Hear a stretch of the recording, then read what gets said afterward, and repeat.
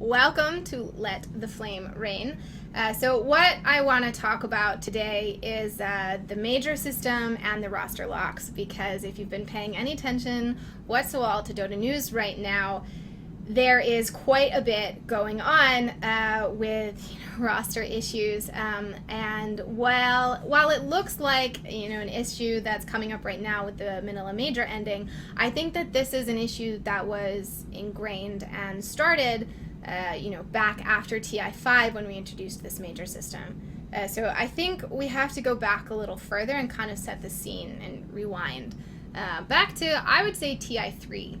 So after the International 3, or really during it, is what feels like the time period that Dota went viral. The prize pools were insane, which brings attention in its own right. The fan base exploded, competitive Dota exploded, and the money involved skyrocketed. A lot more sponsors, a lot more tournaments, a lot of things happening. So the next year of Dota really seemed like this golden age, and that's really when I was introduced to the scene as well and started learning everything about competitive rather than just being a casual player.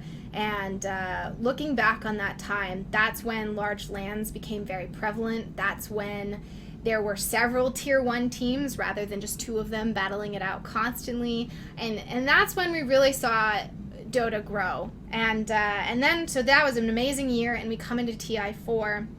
And in reality, TI4 ended up being a huge disappointment for a lot of teams, and we saw dynasties break apart. So Fnatic, the old Fnatic, we lost them, we lost Navi. I don't remember what happened with Alliance, but I feel like they broke up as well. And we saw a lot of changes happen. So that was when Team Secret was made, and which you're going to guess is the motivation behind kind of talking about this right now. So we saw a lot of fresh starts, looking for new motivation and new team synergy. And then the year between TI4 and TI5 seemed like a year of turmoil. So last year seemed rather crazy. There was a decent amount of roster changes. There were a ton of tournaments packed in there everywhere, and it kind of felt like this growing bubble that Dota getting more and more popular was about to burst. And I think everyone felt it and saw it, and Valve understood that they could no longer let everything in Dota be community driven. So we as the community have very little information from Valve, and then fans and players and teams and organizations crave some kind of understanding of how Valve functions, how international invites are decided, what are the things that we're going to be following throughout the year. And so enter the major system and the roster locks from Valve. So Valve responding to what we wanted and what they thought would be the best for the players, and introducing some kind of order and rules.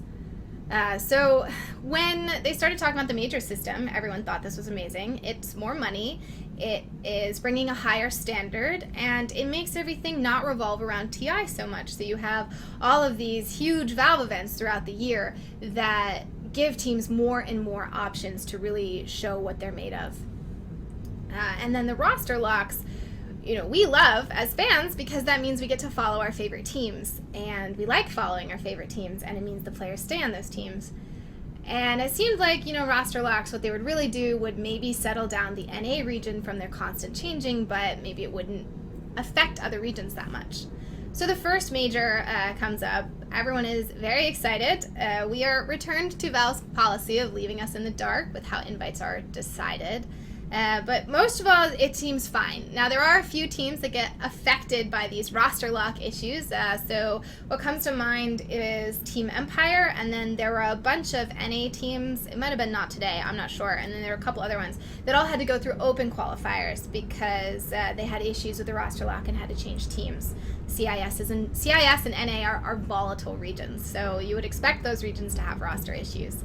So this was a few hiccups, but overall it seemed like the system was working fairly well, and like teams were doing well with it.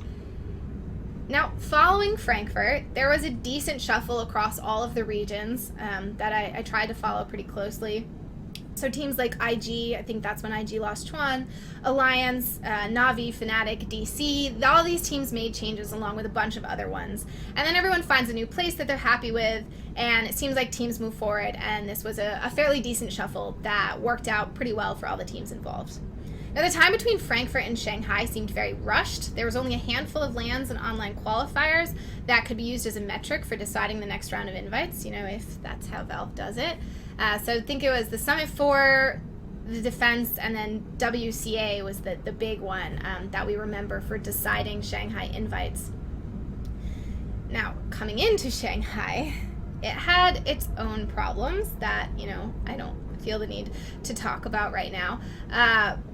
But the Dota there was spectacular and surprising. So what was surprising is that China was terrible. China absolutely disappointed everyone. You were not expecting that to happen in any way, shape, or form. It was surprising how much China fell in Shanghai. And there's a lot of different speculation for the reasons behind that. But what was also very surprising was Secret winning, actually. People did not expect Secret to win. Now, with a roster with longtime champions on it, you expect them to do well.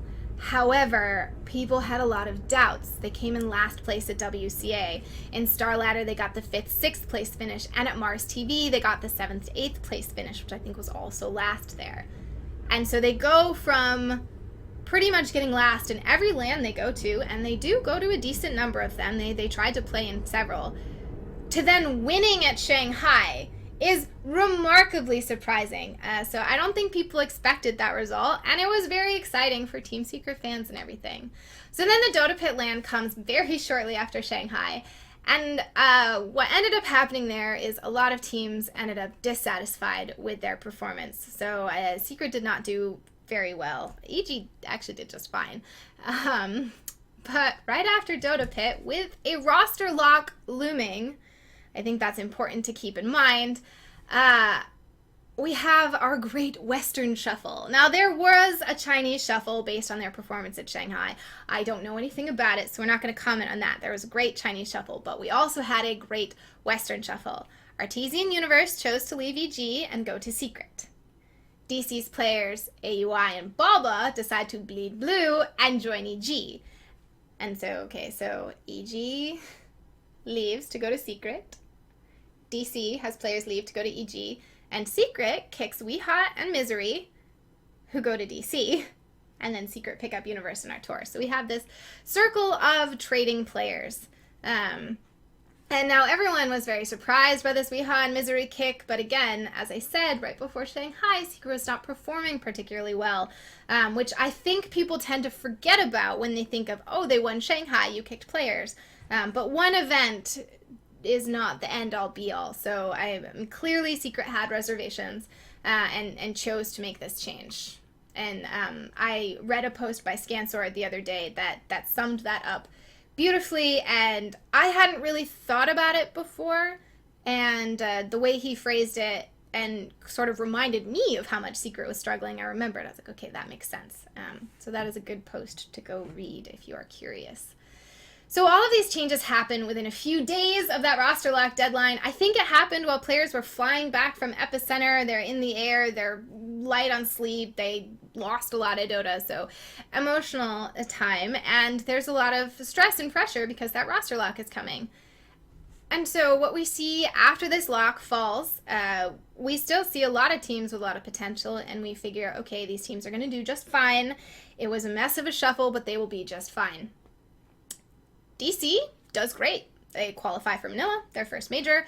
They qualify for everything else under the sun and destroy Cole over and over again, which is very enjoyable to watch. And they're fine. So I think they're quite happy with their changes. However, EG and Secret struggle, especially Secret. EG, not as much. So Secret take the 5th, 6th at ESL Manila, and then the 7th, 8th at Epicenter, where EG gets 3rd at WePlay, and then 5th, 6th at Epicenter. So lackluster for both teams, and not what they're looking to do. But all of us say, okay, EG and Secret sometimes have problems at other events, but they always show up for Valve events. They both arrive in Manila, only to be among the first 4 teams that get eliminated. I think that this incident is a clear example that the new rosters that Secret and EG were looking to build were a failed experiment.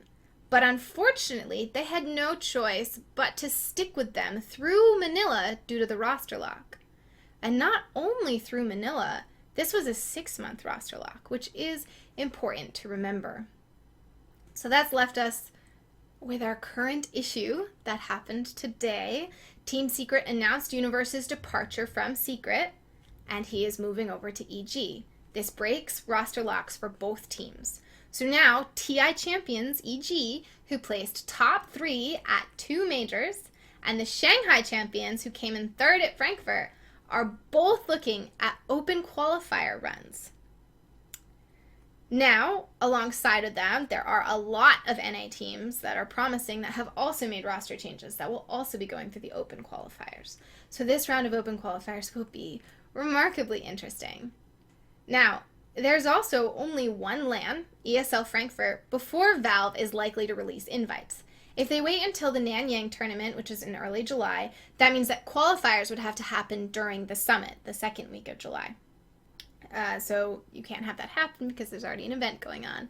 If you were to wait for invites until after the summit so that you had 3 LANs and Manila to base your invites off of, then your qualifiers would be happening while teams would have to be traveling to TI, boot camping, media, all of those things. So that means that invites have to come out after ESL Frankfurt, which means that Valve has Manila and ESL Frankfurt to determine their invites from, and probably Epicenter and previous LANs as well.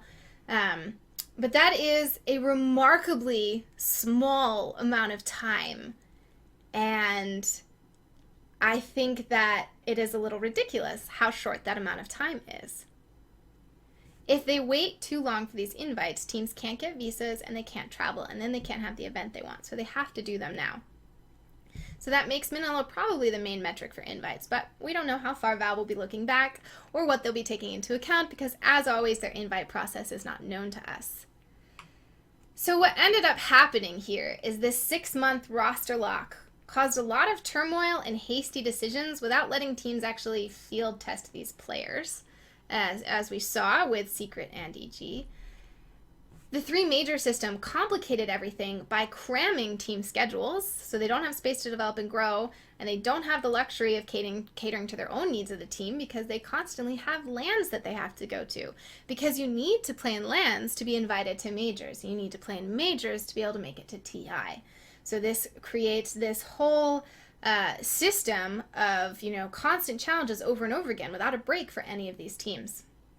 So this is a problem. I took kind of the long way around talking the problem, so I hope you've managed to follow me with it. We needed organization from Valve. We asked for it, and we got it.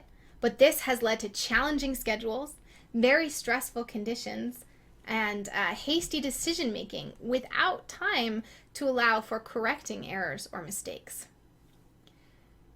Okay, so I've hinted at a lot of things, and I think I'm going to finish on why the majors are encouraging roster instability to summarize all of this. So, preparing for an event interferes with your growth as a team, or can interfere with your growth as a team. So teams have no choice but to attend a major. There's too much money on the line, there's prestige, of course, in the competition, and then there's TI. So the majors are supposed to be mini TIs and just as exciting, but we all know that TI is the main goal and that's what you're shooting for. And to make it there, the easiest way is to be at these majors. You want to be there, so they have no choice but to attend. Now, in order to attend a major, you also have to go to other LANs and compete in other LANs. So this means 2 to 3 LANs and a major corresponds to 7 to 10 weeks of LAN presence in a 3-month time period, so in 12 weeks. So 10 out of 12 weeks you are busy. So potentially you're all over the world, so that's another full week of travel time. You're never at home, you're never relaxed, you never have a moment to stop. And remember, Dota is a year-round esport. There is no on-season and off-season. We are on 24/7. So to tell you why, so I'm saying it takes 10 weeks out of your time in a 3-month period to do majors and a couple of LANs. So if you have a LAN, you're there for at least a week because they require you to be there for media days and group stages, even if the main event is only during the weekend. And you are also probably boot camping the week before. And in some LANs, you're at the LAN for 2 weeks, depending on how they run their group stages. So each LAN is 1 to 2 weeks. And then the major is probably more about 4 weeks, where you have the main event of the majors that we watch for the 1 week, that they actually have people attend and watch. And then the week before that are group stages and media. And the week before that, teams arrive to practice and acclimate. Time zone changes. They have to completely flip their sleep schedules, etc. And so that's 3 weeks. And then the week before that, they're probably boot camping. So that's 4 weeks for a major. And keep that in mind when you complain about teams not playing a lot. They don't always necessarily have the time to play official matches. When you have 4 weeks you need to allot for a major. And then add in, you have another 2 LANs, and that's another 4 weeks of LAN presence. And some people do 3 or 4 LANs. And you are completely out of time. You are constantly traveling and preparing, and you're never working on your own roster as a team. Now, as far as why all of these LANs are not necessarily a good thing, because some people say, playing more matches, it makes you better. Well, with an event coming, you're concerned about winning. That's what you want to do. You want to win. So you focus on strategies, you focus on countering your enemies, you think about drafting and counter picks and what playstyle you want to use. You think about what hero pool your teammates are going to have and how you're going to play around them. And you're very single goal oriented. What this leaves you with is you don't have time to focus on your team dynamic. If you're losing, it becomes demoralizing rather than educational because the stakes are so high.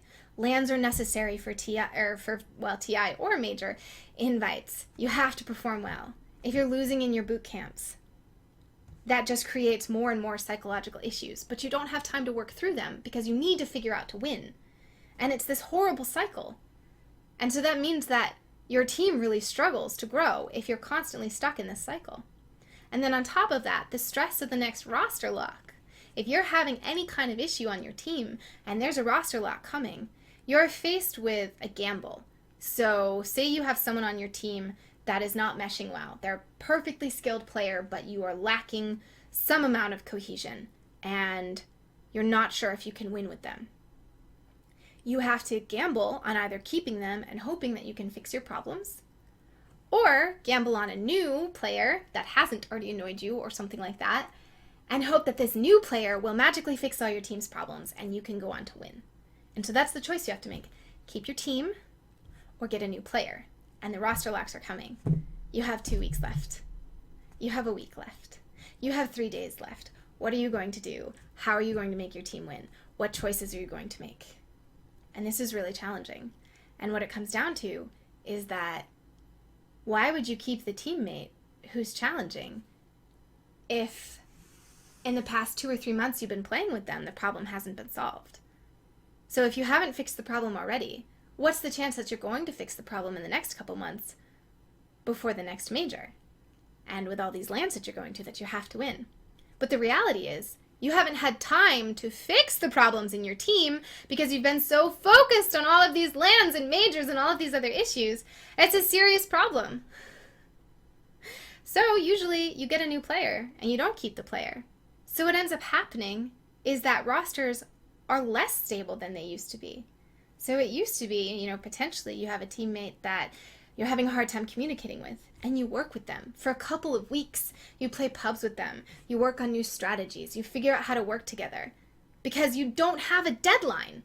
You can change out a player anytime you want, and you can still go to whatever LANs you want, except for TI. The only time teams have ever had any pressure was 2 months before TI. So right now, with these roster locks, teams think making a change is more beneficial than trying to work out existing issues. And these issues probably arose from the system that was put in place that's actually increasing instability. And so the roster locks are actually making stability worse, not work. Stability is not working. So coming to an end here, what's the solution? So I don't like to point out problems without trying to propose some kind of solution. The major system was a good idea. Introducing rules about rosters was a good idea. Now we are informed and we understand. But as with everything, the first run through needs to be adjusted before trying a second time. So there's one clear change. Everybody has talked about it. Everyone has brought it up. It makes a lot of sense. 2 majors, not 3, 2 majors. So the cons for this: there's less chances for small teams. There's less Dota for us to watch. There's less hats for Valve to make money from. Boo-hoo. The pros: less interference with third-party events, so they do not get quite so stacked up upon each other. There's more time for teams to work as teams and learn to work together. There's a more breathable schedule. OG admits that they played in way too many LANs, and it had a significant impact on their ability to perform because they overworked themselves. So having only 2 majors will make schedules much easier for teams to manage, because we really have to remember that Dota does not get an off season. These guys have not had an off season for like 6 years now. Imagine what that does to you. So if there's no off season, we need to make the on season a little easier to handle. And then also, if there's only 2 majors, we have a little more breathing room for roster locks. Now, this isn't a new opinion. As I said, a lot of people have brought this up. And besides, Shanghai was such a challenge. I'm sure it would be perfectly fine for Valve to just host an EU and SEA major and not even worry about China, right? Okay, so what about roster locks? So that would be a great change to the major system, and it seems reasonable for that to happen now that we've seen how crammed the schedule is to try and fit 3 in. But roster locks kind of are coming in as the bigger issue right now, because they're forcing bad teams to stay together so that they can get an invite and perform and have a mediocre performance. But what we really want is the best performance possible, and sometimes that requires changing players around. But it also requires not being forced to make quick decisions because you have a deadline looming over you.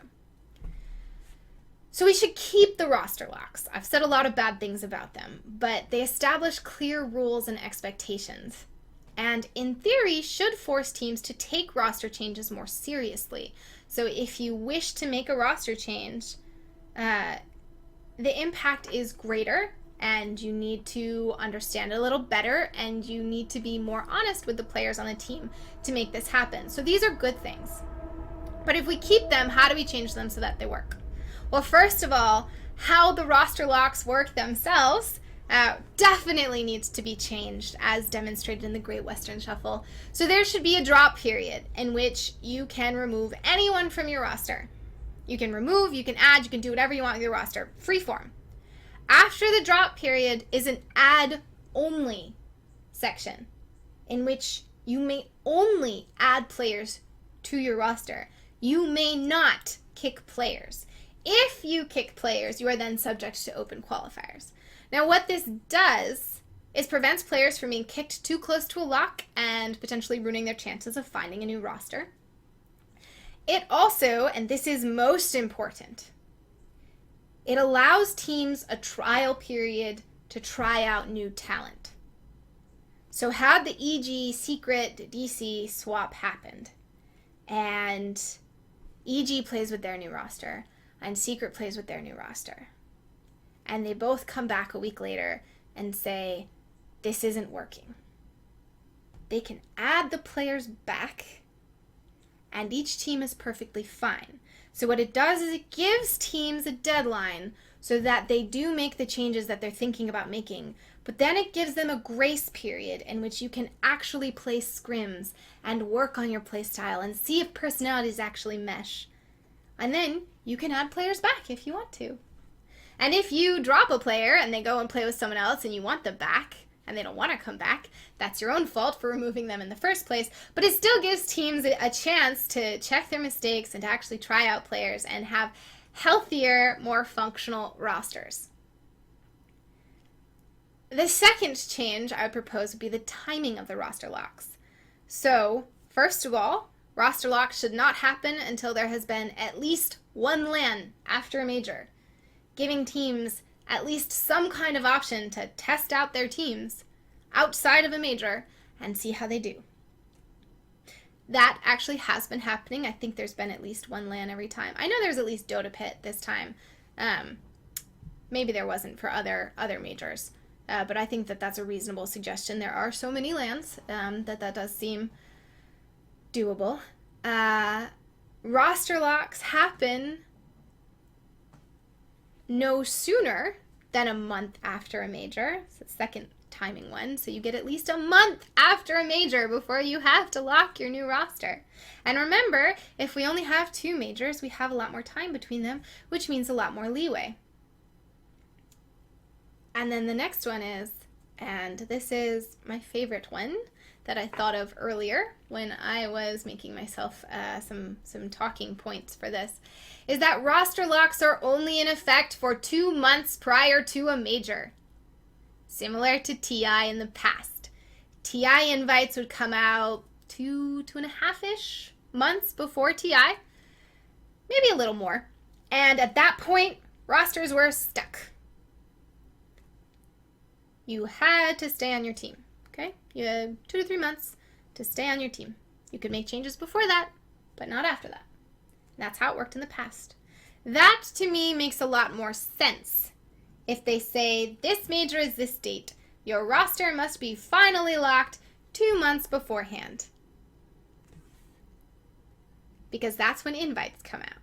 So if the roster has to be locked when invites come out, that's how it should work. If there are 3 majors a year, then you can have 4 months. So you can have 2 months of freedom to trade players, and then you have 2 months locked. And then you have 2 months free, and then you have 2 months locked. It would work magically. It would be so much better. It would give teams the option to not make hasty decisions and to make sure that chemistry and playstyle works. And it would prevent some of the issues that we see coming up now, where a 6-month roster lock was intimidating and it caused a lot of weird teams to happen that ended up not working. So this actually still comes out to 3 roster locks a year. If you have a lock before the first major, before the second major, and before TI, so it's the same number of locks as this year. However, they are a little more evenly spaced, so instead of 3 months, 3 months, 6 months, you have 4, 4, 4, which would work out a lot better. And that just allows teams to make real decisions instead of just gambling on a whim, basically. So the journey to TI will be very interesting, but I think it's going to be more interesting to see how Valve adjusts the major system next year. And if changes aren't made, I think that the burnout that we were afraid of from tournament oversaturation without organization, that we were looking to avoid with this major situation, or this major system, will become the reality, because I think players will burn out. Okay, so that is everything I had to say. I am happy to take questions if there's anyone that would like to ask anything. So let's ask, do teams use shrinks much? Haven't looked into it, but think it would be pretty legit. So I don't know what every individual team does. I personally think that it would be very helpful for teams to use shrinks, because what we've seen is that teams that work together do well. So, you know, the family that plays together stays together. So if there are issues, even if it's in Dota, and a shrink doesn't know anything about Dota, sitting down and talking with one will help them identify how communication is working between a team. So with Complexity, before TI5, they did state that they had a communication specialist work with them and but listen to how they spoke to each other in their team speak, and, you know, work with them and work through issues. And when Complexity came into TI, they ended up doing amazingly well, something that no one had expected out of them. So I think shrink, people who work on communication, anything like that, can be remarkably helpful for a team, because, as I was saying, if you're spending 10 weeks out of 12 traveling with these guys, never at home, constantly high stress, having someone like that can help quite a bit.